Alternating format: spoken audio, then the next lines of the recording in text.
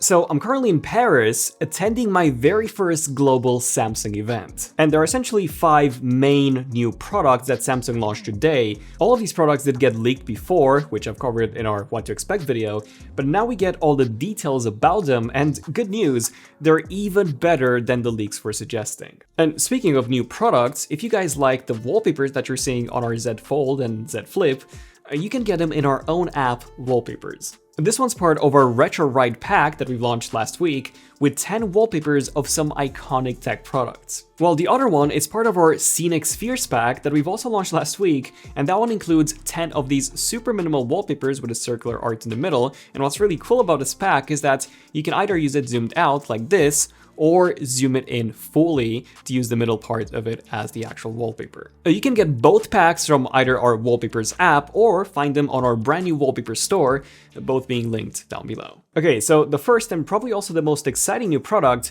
is the Galaxy Ring, which after its unveil at MWC back in February, it has now been officially released. So it's essentially a smart ring that tracks your heart rate, your oxygen, your sleep, and your temperature.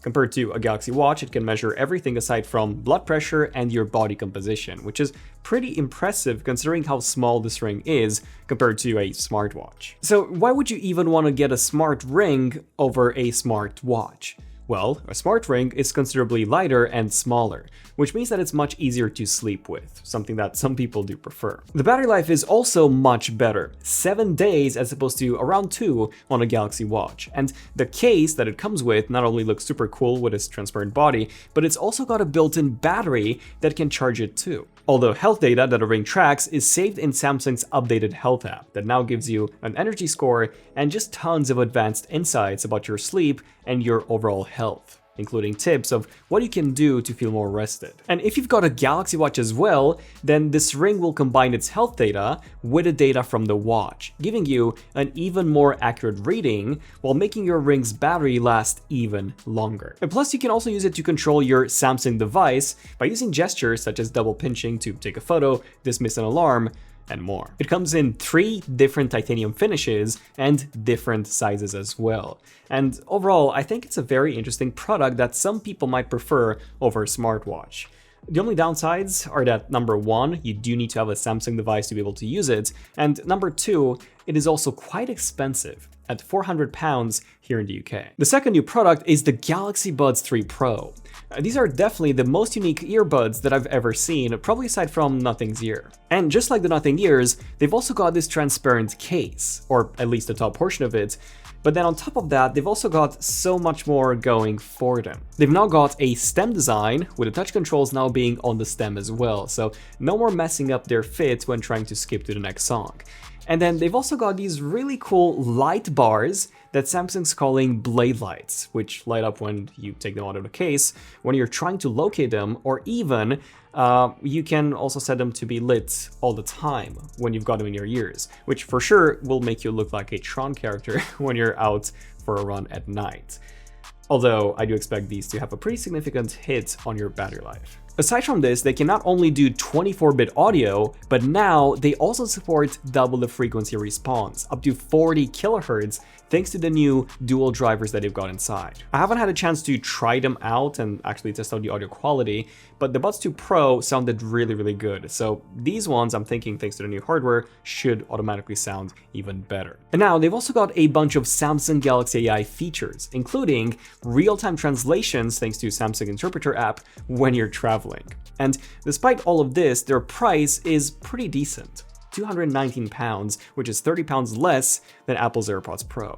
But if you want to spend even less, you can also get the non-Pro version for $159, which look the same, but they do lack the in-ear functionality, the Blade Lights, as well as those dual drivers. Next up, we've got the Galaxy Watch 7 Ultra, which is Samsung's response to the Apple Watch Ultra.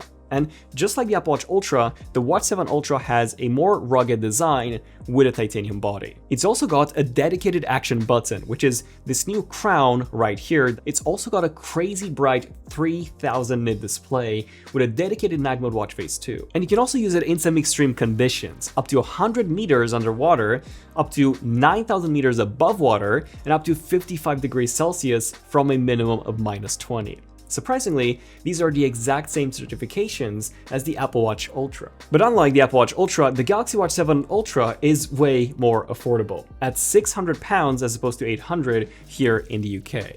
So if you are looking for a super rugged smartwatch that has all the features of Wear OS, as opposed to the more limited experience of a Garmin, now you've got a very good option on the Android side as well. One that also comes with a brand new chip, the Exynos W1000, one that's the world's very first 3nm chip in a smartwatch, which is also up to 3 times faster in performance than the Exynos W930 that was inside the Galaxy Watch 6. And speaking of the Watch 6, there's also a new standard Watch 7 version, which looks the same, but also comes with that new Exynos W1000 chip, as well as an updated health sensor for more accurate heart rate readings, and this one retails for just $289 here in the UK, and that's for the base 40mm case. And then we've got 2 new foldables, the Galaxy Z Flip 6 and the Galaxy Z Fold 6. Oh, and if you're looking to pre-order any of these new products, including the Z Flip 6 and the Z Fold 6, we've actually partnered with Samsung for an exclusive discount and deal,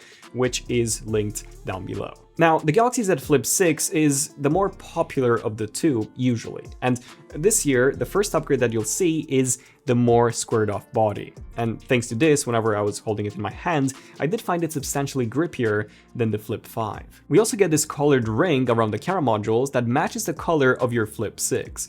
I do think that this is a really nice touch that helps you customize your Flip even more to your liking. And speaking of customizing, we also get these really cool cases with the Flip 6 that automatically change the wallpaper on your screen the moment you put them on, with a matching style. And they've also got LEDs inside, so whenever you get a notification, the back will light up. And the best part is that you can also replace these designs with various others, without the need for you to buy a new case, so I absolutely love this. Then the main camera also got a pretty significant upgrade. We now have the same 50-megapixel sensor as on the S24 Plus, as opposed to the 12-megapixel that we had before. And then the ultra-wide is updated too, with a brand new sensor that is better in low light. But an even bigger upgrade is the new 4,000 mAh battery, up from 3,700. As well as the new vapor chamber, this is a first in a Flip, that is 150% larger than even the one inside the S23 Ultra, which should keep those temperatures in check when you're gaming, especially now that we've got the much more powerful Snapdragon 8 Gen 3 for Galaxy chip. And there are also a ton of Galaxy AI features, including the ability to translate live from another language while showing the translation on both the internal and the external screen for the other person to be able to see too. The crease is now less noticeable, and Samsung also improved the scratch resistance by 10% on both the metal frame and the hinge. So the Flip 6 did indeed get a really nice upgrade. The only downgrade is that it costs more, £50 more here in the UK. Although I feel like the sheer amount of upgrades that we got do warrant this price increase. And then we got the brand new Galaxy Z Fold 6.